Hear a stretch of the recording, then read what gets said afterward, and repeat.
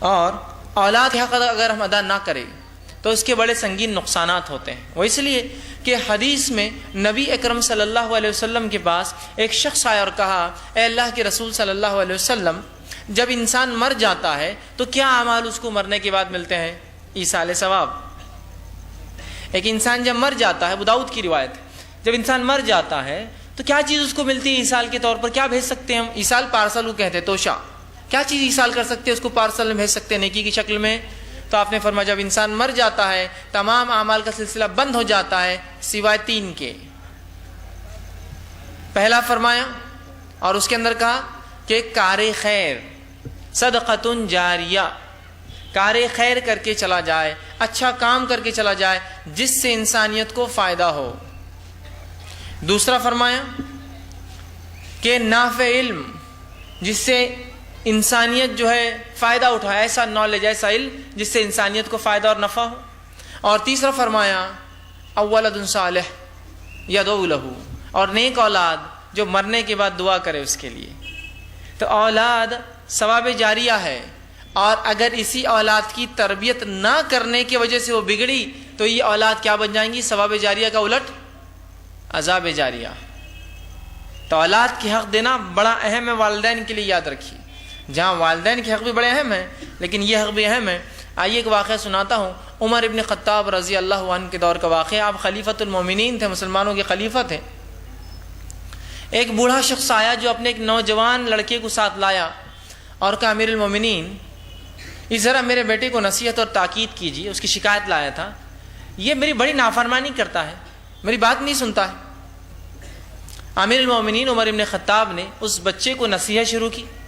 جب نصیحت کر رہے تو اس لڑکے نے کہا، امیر المومنین ذرا تھوڑی دیر رک جائیے، میں ایک سوال پوچھنا چاہتا ہوں آپ سے۔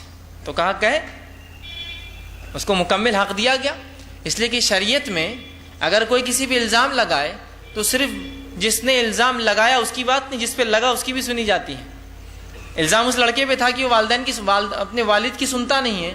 جب امیر المومنین نے اس کو تاکید کی تو کہا، امیر المومنین ذرا وقت دیجیے اور ذرا میری بات بھی تو سن لیجیے۔ کہا سناؤ۔ کہا مجھے پہلے یہ بتائیے، کیا اولاد کی بھی اسلام میں کوئی حق ہے؟ کیا صرف والدین کی پورے حق ہے؟ تو کہا نہیں، اولاد کے بھی حق ہے شریعت میں۔ تو کہا اس سے پہلے کہ آپ مجھے نصیحت کرے کہ میرے والد کے حق کیا ہے، میں چاہوں گا میرے حق میرے باپ پہ کیا تھے پہلے وہ بتا دیجیے آپ مجھے۔ امیر المومنین عمر بن خطاب سمجھ گئے اس نوجوان کی بات۔ کہا تیرا حق یہ ہے، اولاد کا حق یہ ہے کہ اس کے پیدا ہونے سے پہلے اس کے لیے اچھی ماں تلاش کی جائے۔ اولاد کا حق، پیدا ہونے سے پہلے اس کے لیے اچھی ماں تلاش کی جائے۔ جب پیدا ہو جائے تو اچھا سا نام رکھے اور اس کا عقیقہ کرے۔ جب جوان ہو جائے تو اس کا نکاح کرے، اور اگر اپنے والد کے گھر سے الگ رہنا چاہے تو شادی کے بعد اسے الگ کر دے۔ 4 حق بتائے۔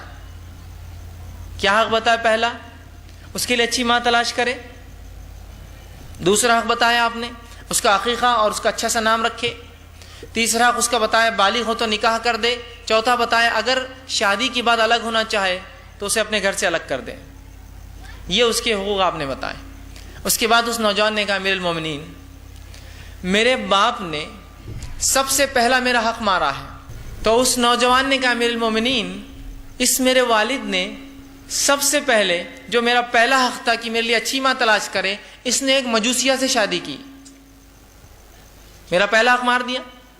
ایمان با ایمان ماں ہوتی سیکھی ہوتی الگ بات ہے، اس نے پہلا حق مارا میرا، مجوسیہ سے شادی کی، جس کی وجہ سے میں دین اور اسلام اور فطرت نہیں جان سکا۔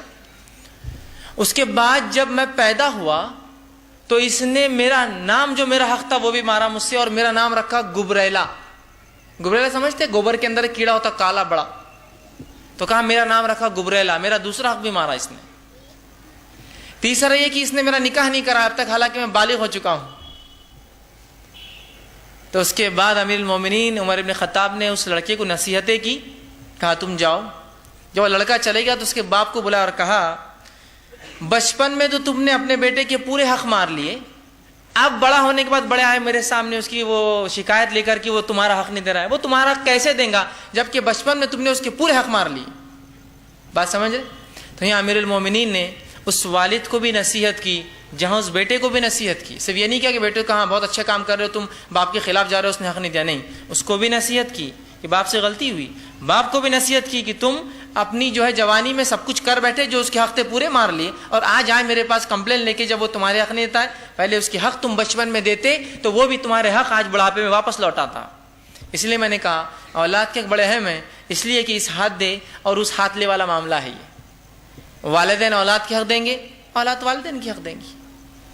لیکن اس کا ہرگز مطلب یہ نہیں کہ والدین نہ دے تو اولاد بھی نہ دے. میں بالکل یہ نہیں کہنا چاہ رہا ہوں، یہ بالکل نہیں کہہ رہا ہوں میں، یہ بالکل اپنے ذہن میں بات رکھیں. تو اولاد کے شریعت نے بڑے حقوق بتائے.